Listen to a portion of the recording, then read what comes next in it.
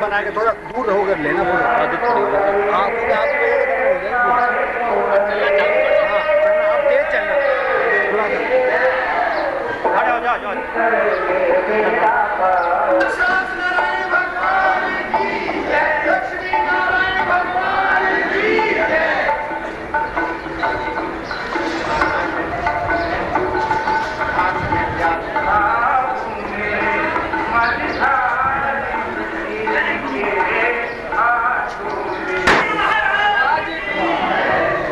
धीरे सर थोड़ा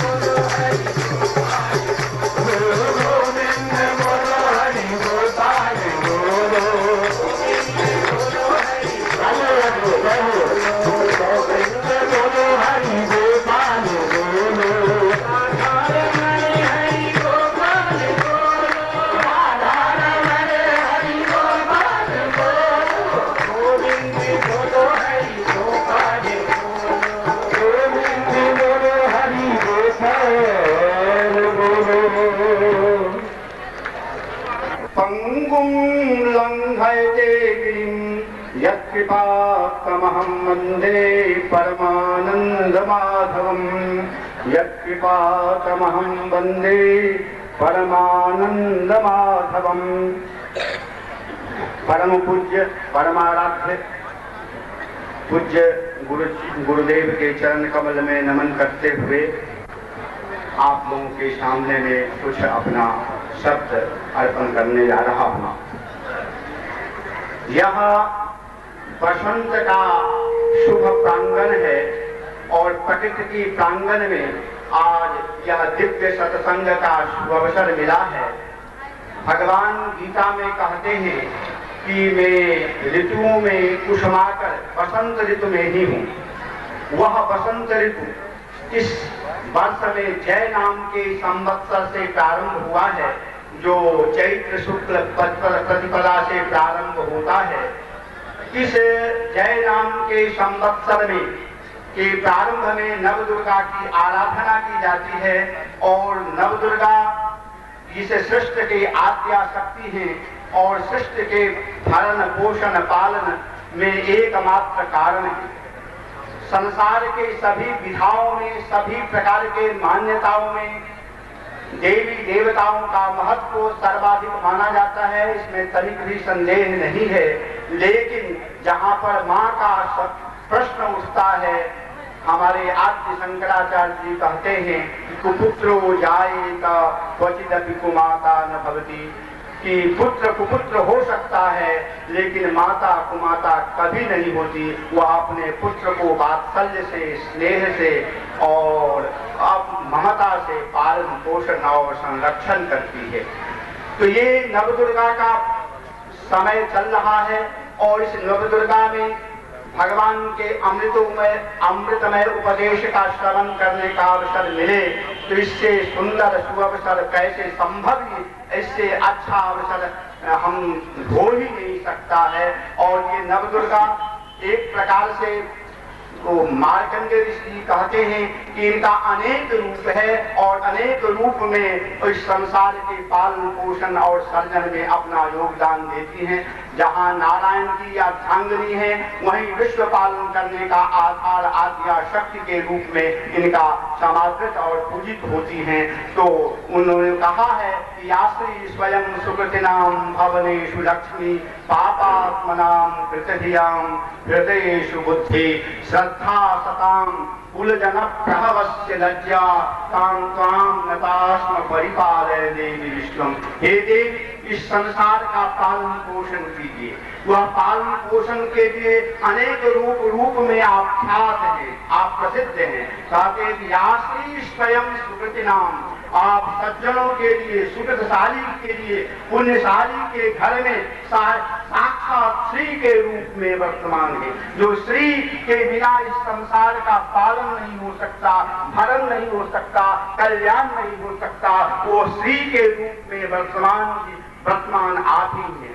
और पापात्मनाम अलक्ष्मी, जो पापी लोग हैं और पापी लोग अपने पाप से नष्ट हो जाते हैं, समाप्त हो जाते हैं, तो उनके घर में भवनेश अलक्ष्मी के रूप में और वह दारिद्र के रूप में आपका ही रूप विद्यमान होता है। देखिए, एक तो साक्षात श्री है और उसी का दूसरा रूप अलक्ष्मी के रूप में, दरिद्रता के रूप में वर्तमान है। और वही दिव्य शक्ति, आराध्या शक्ति, आद्या शक्ति, वह श्रद्धा सताम, जो सज्जनों के हृदय में श्रद्धा रूपा है। श्रद्धा के बिना इस संसार में कोई भी शुभ कर्म नहीं होता।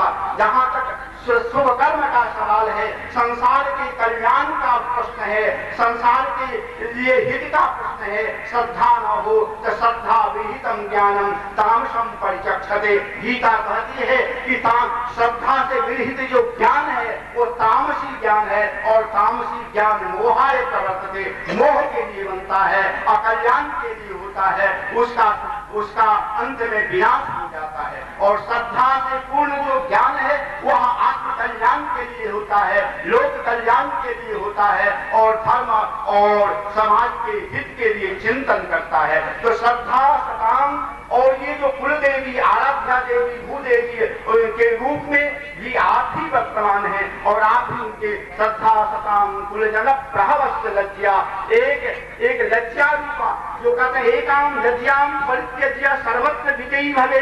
यदि व्यक्ति लज्जा रूपम कुलांगा नाम, जो कुल में सत्कुल में उत्पन्न लोग हैं, उनकी लज्जा रूप जो है सबसे भूषण है, उनका एक अलंकरण है। तो भगवती कहती है कि आप लज्जा रूपा, सारे कुल श्रेष्ठ मनुष्यों के लिए आप लज्जा रूपा आप ही हैं, आपके समान कोई है ही नहीं। किस प्रकार से हम आपका को नमस्कार करते हैं। ताम ताम नतास्म परिपालय देवी विश्वम। हे देवी, आप इस संसार के कल्याण कीजिए, रक्षा कीजिए। इस आद्या शक्ति के संस्मरण मात्र से लोक कल्याण हो ही जाता है, आनंद मिल ही जाता है, एक बार लोग सभी प्रकार के दुखों का निवारण हो जाता है। तो इस प्रकार के वासंतिक इस वेला में ये जय नाम के संवत्सर के प्रारंभ में दिव्य सत्संग के आनंद मिलने का जो हम लोगों को शुभावसर प्राप्त हुआ है, इससे सुंदर और आनंदमय समय क्या हो सकता है। तो इस प्रकार से इस दिव्य सत्संग का आनंद लीजिए, आत्म कल्याण की मार्ग खोलिए। इसी प्रकार से अपना वचन को विराम करता हूँ। ओम शांति शांति शांति। वाले लक्ष्मी नारायण भगवान की समारंभ नाथया मुनि मध्यमाम अस्मदाचार्य पर्यंताम वंदे गुरु परंपरा।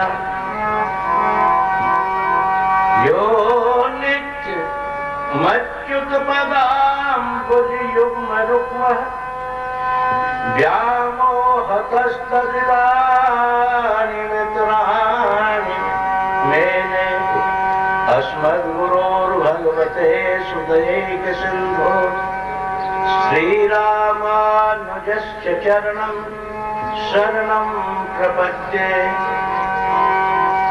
वन्दं गुरुपदकन्यकृपा सिन्धु नररूपहरि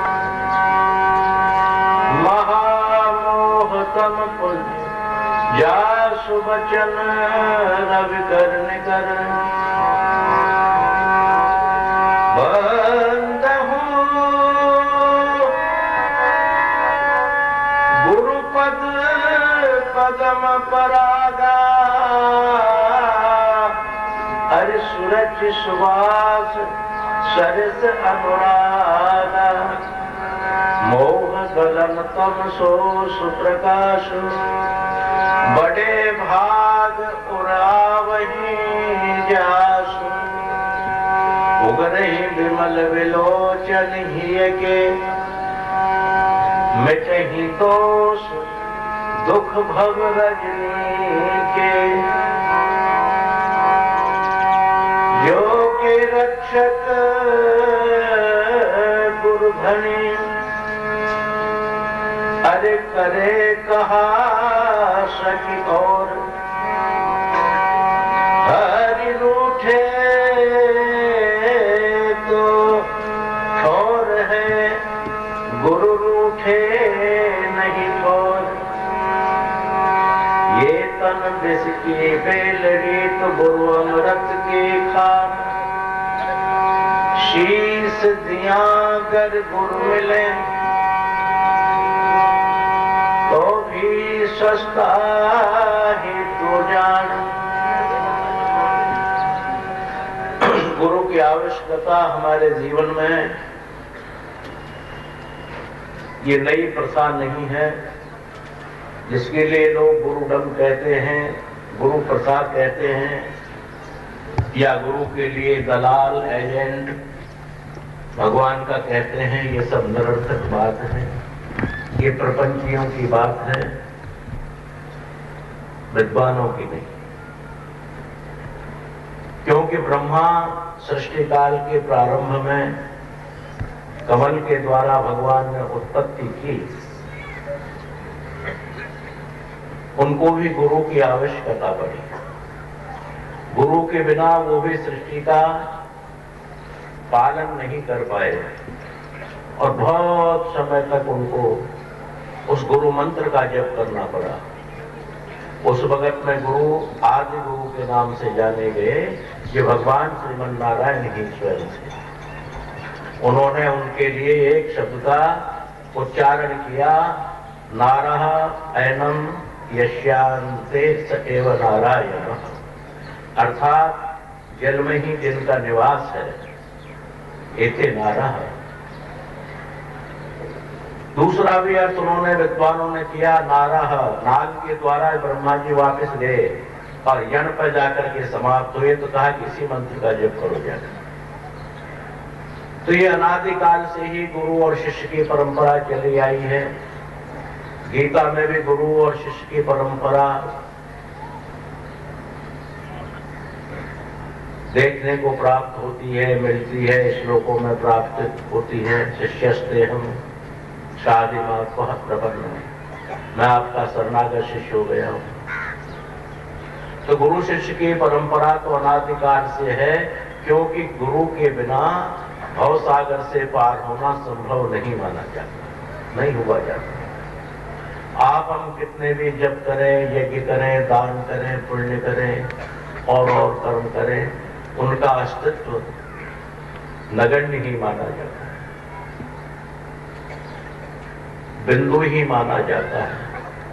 जब तक अक्षर नहीं लगता, बिंदु का अस्तित्व नहीं होता।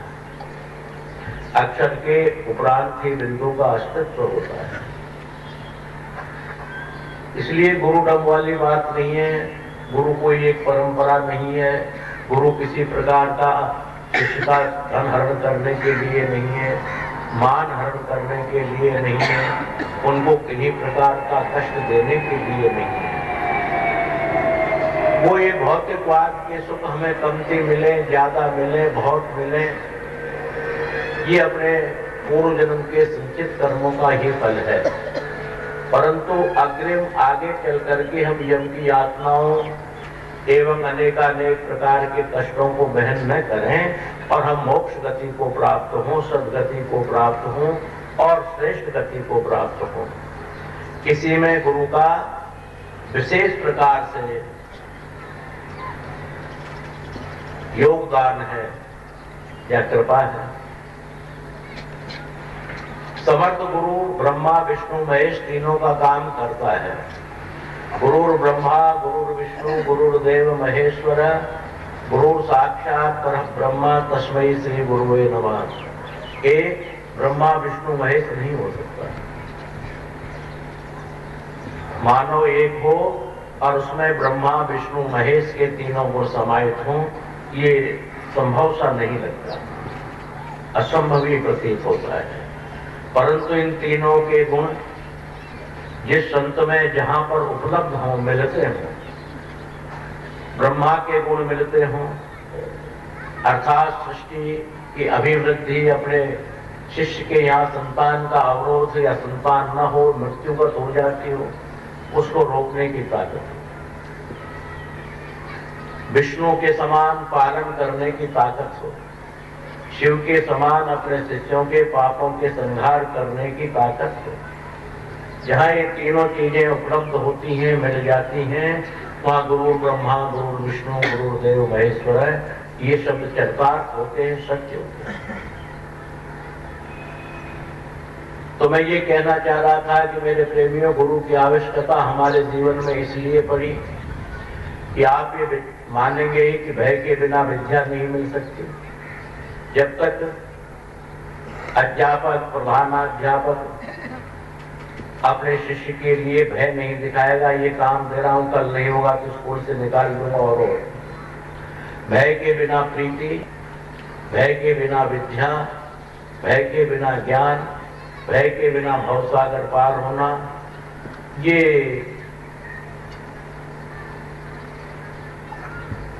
पांचों छहों चीजें उपलब्ध नहीं होती, मिलती नहीं भय के बिना। अर्थात बिना भय के ये चीजें प्राप्त नहीं होती। और गुरु का एक शिष्य और शिष्या का गुरु के प्रति एक भय ही तो है,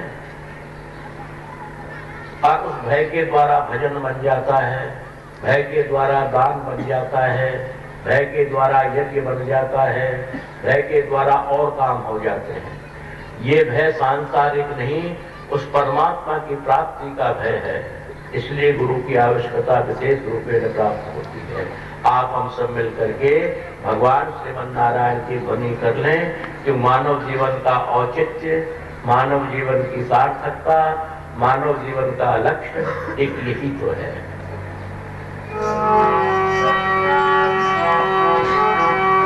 नारायणो परब्रह्म नारायणं परं तपः नारायणं परः ज्योतिर् साक्षात् नारायणात् परः श्रीमन्नारायण नारायण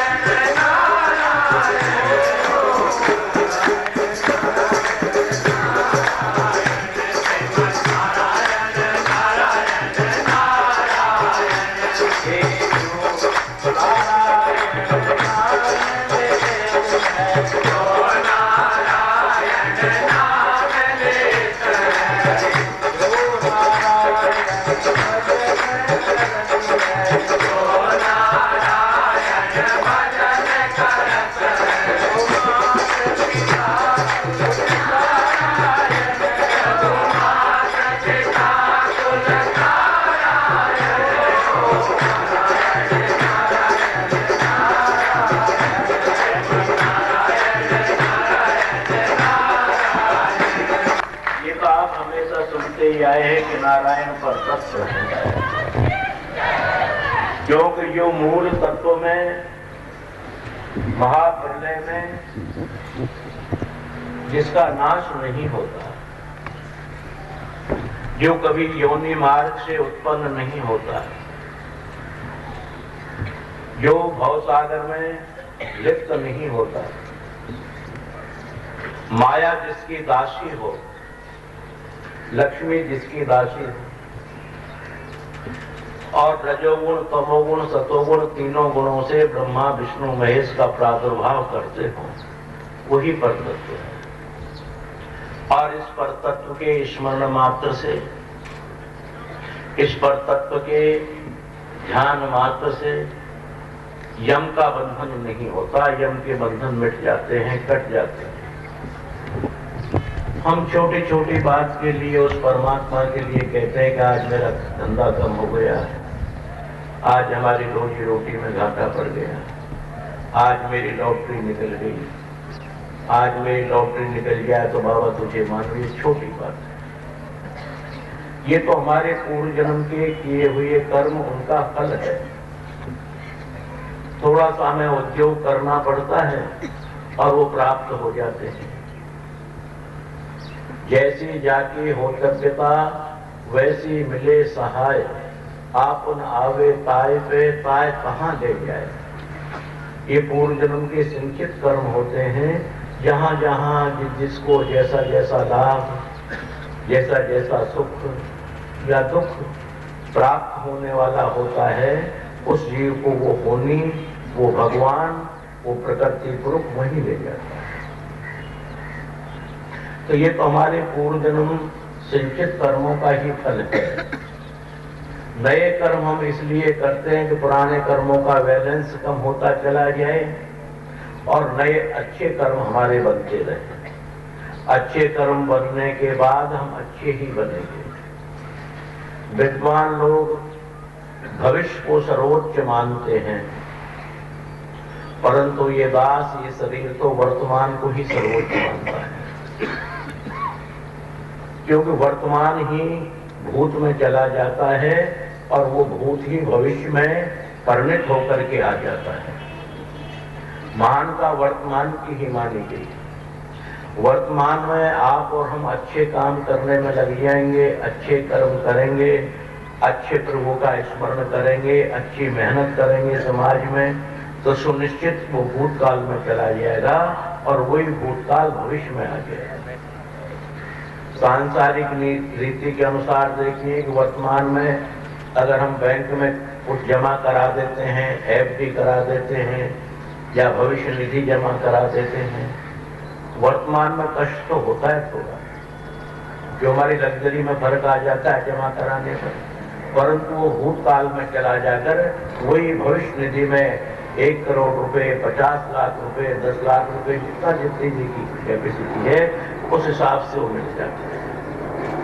तो ये जितने भी कर्म हैं हमारे, छोटे छोटे कर्म, इनकी हम भगवान से प्रार्थना करते रहें, संतों के सन्मुख जाकर के प्रार्थना करें, गुरुओं से प्रार्थना करें। प्रार्थना के बल पर ये काम हो जाया करते हैं, ये नहीं कहोगे, हो जाया करते हैं। जो अभी बोला ही मैंने, गुरु के अंदर ब्रह्मा की, विष्णु की, शिव की और पाप को संहार करने की ब्रह्म जैसी ताकत हो, वही गुरु शब्द कहलाने के लायक है, वही शरीर गुरु शब्द का उच्चारण करता है। तो ये प्रार्थना तो हम लोगों को अवश्य करनी ही चाहिए, कि गुरु इन चीजों को मेटने में समर्थ होता है। समर्थ इसलिए होता है कि ये न के न प्रकार उस भगवान के पास में जुड़ा हुआ होता है। कई बार ऐसे प्रश्न विद्वानों ने मुझसे किए कि महाराज, कोई भी चीज जो है देने से घट जाती है, आशीर्वाद देंगे तो घटेगा, श्राप देंगे तो घटेगा, अपनी वस्तु में से किसी को देंगे तो घटेगा। हमने इसका एक ही जवाब दिया कि भौतिकवाद की वस्तु नहीं है जो देने से घटेगा। आप भी तो विद्वान हैं, सरस्वती के भंडार की बड़ी अपूर्व बात, ज्यों खर्चे त्यों त्यों बढ़े, बिन खर्चे घट जाते। ये बिना खर्चे घट जाती है। इसी कदर से जो थर्मल पावर से जुड़ा हुआ व्यक्ति है, कोई भी है, मेरा नाम नहीं लेना, कोई भी है जो थर्मल पावर से जुड़ा हुआ है। थर्मल पावर क्या है? भगवान परमात्मा रूपी थर्मल पावर। उससे जुड़ा हुआ व्यक्ति है, वो रात और दिन बिजली खर्च करता है। ट्रांसफार्मर है वो तो, जब ट्रांसफार्मर खुद ही अशुभ कर्मों से फूक गया है तो बात अलग है। जो बुरे कर्मों से फूक जाता है ये ट्रांसफार्मर, इसलिए बुरे कर्मों से जब ट्रांसफार्मर फूक गया है तो बात अलग है। अगर ट्रांसफार्मर के अंदर में वो लोहे के तार वगैरह या ऑयल डीजल सही है तो कितनी भी बिजली, जितनी उसकी कैपेसिटी है, उस कैपेसिटी से डबल बिजली दे सकता है। यानी 100 kW का 150 वक्त में वक्त पर 200 लोड भी दे सकता है। क्यों? ओवरलोड ले लेता है। तो ये तो सिद्धों के पास, संतों के पास जाकर हम प्रार्थना कर लें, उसी से हमारा मंगलमय कल्याण हो सकता है और होता रहा है, होता ही रहेगा, तीनों कालों में होता है। तो ये छोटी छोटी बातों को लेकर हम परमात्मा से विमुख न हों, दूर न हो। बहुत से व्यक्तियों का है कि भगवान है तो मेरा वो काम क्यों नहीं कर दिया, मैं तो नहीं मानता। ये उनकी मूर्खता है या उनके पूर्व जन्म के अच्छे भाग्य नहीं है। ये परमात्मा से दूर होना, विमुख होना, ये अच्छी बात नहीं है, बहुत बुरी बात है। उस बुरी बात को हम लोग न अपनाएं और इस परब्रह्म परमात्मा श्रीमन नारायण का, लक्ष्मी माई का, भगवान राम जी का, भगवान कृष्ण जी का, भगवान शिव जी का अनेक अनेक उनके नाम है, इनका संस्मरण करते रहें और अपने जीवन को सफल बनाते रहें। नाम निरंजन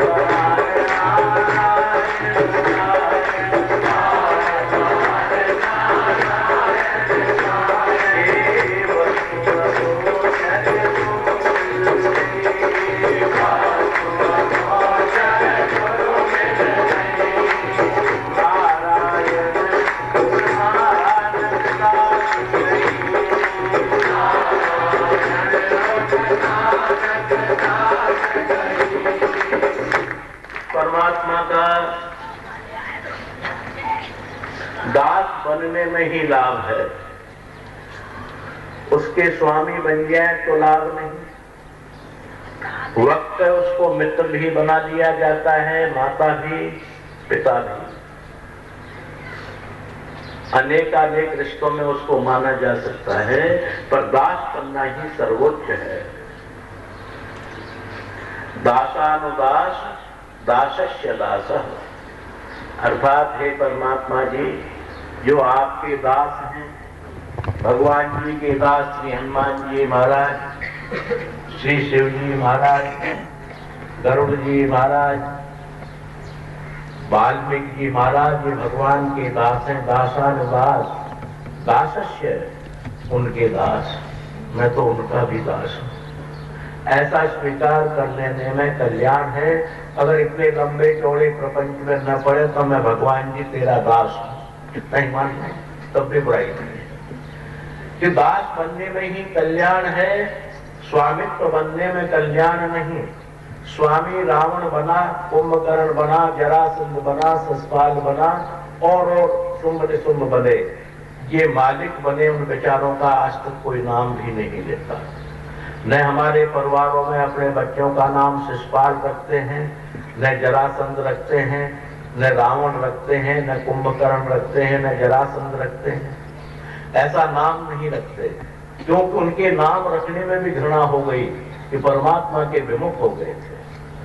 तो नारायण उठ नानक दास रही, ये दास नारायण, हे मेरे परमात्मा, हे श्री नारायण में निरंकारी नानक था, परंतु गुरु महाराज ने कहा कि निरंकारी तो खत्म हो चुका है, वो बहुत समय हो गए, मर गया।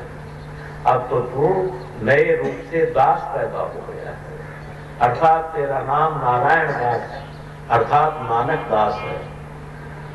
तो भगवान नारायण का दास हो गया, इसलिए दास पदवी हमें सर्वोच्च है, सर्वोत्तम है। और कुछ भी प्रकार का भजन पूजन अगर न करें अपन मान लो, करनी तो ऐसा नहीं, गुरु जी ने कहा कि नहीं करें, कल से मालाओं को फेंकते, ऐसा नहीं, मान लिया न करें। ट्रेन में चल रहे हैं या बीमार हैं या और कोई बात है, अगर मान लो हम न करें भगवान का भजन कोई कारणवश, तब भी हमारे लिए वो चलेगा, क्योंकि हम उसके दास हैं। ये सच्चाई से स्वीकार कर ले, दास है। ऐसा दास न बने, भगवान ने काम कर दिया तो तेरा दास हूं, और न कर दिया तो मूर्ति को उठा के सड़क पर फेंक दिया, तोड़ दिया, मंदिर में जाना बंद कर दिया। ऐसा दास नहीं, वो दास ही हो। क्योंकि केले चपाटे तो होते, एक केला होते, केला केले, एक केला चपाटी। केला चपाटी का मतलब होता है काम हुआ जहां तक ठीक ठाक, और काम नहीं हुआ या हो गया उसके बाद हरिओम तत्सत, तू तेरे और मैं मेरे लेना देना, जो व्यापारी सौदा हो गया समझे। इसलिए उस परमात्मा से हम व्यापार का सौदा न करें, हमसे बेशक करने कोई बुराई नहीं, पर उस परमात्मा से न करें। उस परमात्मा के हम दास ही बन के रहें, और दास ही बन के हमको रहना चाहिए। यही हमारी युक्ति है, यही हमारी भक्ति है। इसी के लिए गोपनीय ज्ञान कहते हैं। गुह्य ज्ञान, गीता में 8 बार गुह्य ज्ञान शब्द का प्रयोग हुआ है, ये गुह्य ज्ञान है। हम उसके बन के रह जाए, वो हमारा है। दास पदवी स्वीकार कर ले, दास पदवी को आखिरी मृत्यु दम तक निभाने का प्रयास करें। क्यों दास सबसे कठिन विषय है। मालिक बनना साधारण है, मित्र बनना साधारण है, यार दोस्त बनना साधारण है, पर दास बनना बड़ा कठिन है। क्यों दास पदवी को निभाना बड़ा मुश्किल है, बहुत मुश्किल। क्यों दास को जो है चाहिए कुछ नहीं, उसकी मर्जी है मालिक दे दे, उसकी मर्जी है मत दे, उसकी मर्जी है मैं अच्छे अच्छे कपड़े पहना दे, 10,000 की साड़ी पहना दे, उसकी मर्जी है हमें 5 रुपए की साड़ी ला कर दे दे, 50 की ला कर दे दे, उसकी मर्जी है पीली पहना दे, उसकी मर्जी है हरी पहना दे, जैसा पहना दे मन है उसका। तो दास पदवी का निभाना बड़ा कठिन सा होता है, परंतु ये कठिन नहीं है, केवल एक मानने में कठिन है। जब इसको मान लेंगे तो निश्चित ही हम उसको निभा लेंगे। ऐसा दास पदवी को निभाते हुए फिर थोड़ी देर के लिए 2 मिनट भगवान जी का नाम स्मरण और सत्संग का विषय।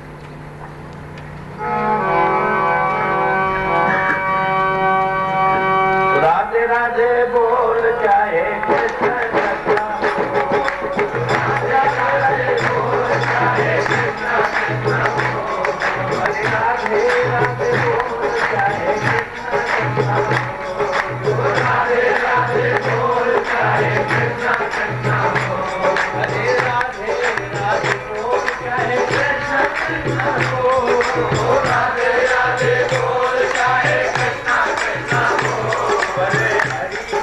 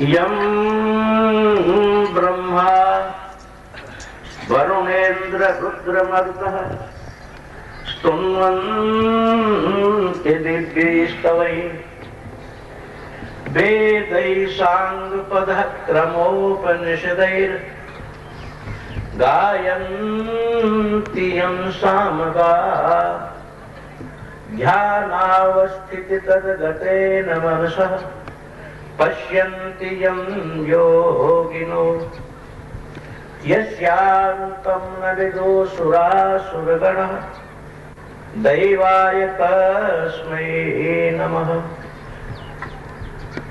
कान्तिसुता मृषति निन्दितशारदेन्दु यत्रैकसितो विलसितामसिताङ्ग शोभा वृन्दावनेऽपि कृतयामुनि गाङ्गसङ्गम् श्रीराधा मुकुन्द युगलं तदहं नमामि। भगवत भक्तों, सत्संग प्रेमियों, अभी थोड़ी देर पूर्व